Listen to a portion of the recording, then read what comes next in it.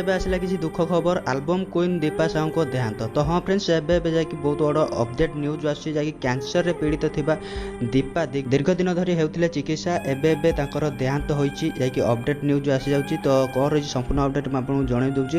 ତ ଆଖି ବୁଝିଲେ ଆଲବମ୍ କୁଇନ୍ ଦୀପା ସାହୁ ଭୁବନେଶ୍ୱରରେ ଏକ ଘରୋଇ ହସ୍ପିଟାଲରେ ଦୀପା ସାହୁ ଶେଷ ନିଶ୍ୱାସ ତ୍ୟାଗ କରିଛନ୍ତି। କ୍ୟାନ୍ସରରେ ପୀଡ଼ିତ ଥିବା ଦୀପା ଦୀର୍ଘ ଦିନ ହେବ ଚିକିତ୍ସାଧୀନ ଥିଲେ, ଆଉ ଆଜି ତାଙ୍କର ଦେହାନ୍ତ ହୋଇଛି। ଦୀପାଙ୍କ ପରଲୋକରେ ଅଲିଉଡ୍ ଇଣ୍ଡଷ୍ଟ୍ରିରେ ଶୋକର ଛାୟା ଖେଳିଯାଇଛି। ଅନେକ ଗୁଡ଼ିଏ ହିଟ୍ ଆଲବମ୍ରେ ଅଭିନୟ କରିଥିଲେ ଦୀପା ସାହୁ। ସେଥିମଧ୍ୟରୁ ହାଇ ହାଏ ତ ମଲ୍ଲିଫୁଲ ଗଜରା ଏବଂ ତୋର ଲମ୍ବା ବେଣୀ, କୃଷ୍ଣଚୂଡ଼ା ରଙ୍ଗର ନାଲି ଓଢ଼ଣୀ, ଏ ସହିତ ମିଛେଇ ଝିଅ, ଏକଡ଼ା ଏକଡ଼ା ତ ଟଣା ଟଣା ଆଖି ଏମିତି ବହୁ ହିଟ୍ ଆଲବମ୍ରେ ଅଭିନୟ କରି ଲୋକଙ୍କ ମନ ଜିଣିଥିଲେ ଦୀପା ସାହୁ। ଏପରିକି କିଛି ଓଡ଼ିଆ ଫିଲ୍ମ ଓ ସିରିଏଲ୍ରେ ମଧ୍ୟ ସେ କାମ କରିସାରିଛନ୍ତି। ଏବଂ ଗତ କିଛି ଦିନ ପୂର୍ବରୁ ବିଶିଷ୍ଟ ଅଭିନେତା ବିଜୟ ମହାନ୍ତିଙ୍କ ଦେହାନ୍ତ ପୁରା ଅଲିଉଡ୍ ଶୋକର ଛାୟାରେ ପଡ଼ି ରହିଥିବା ବେଳେ ଏବେ ଆଲବମ୍ କୁଇନ୍ ଦୀପା ସାହୁଙ୍କ ଦେହାନ୍ତ ପୁଣି ଇଣ୍ଡଷ୍ଟ୍ରିକୁ ଦୋହଲାଇ ଦେଇଛି।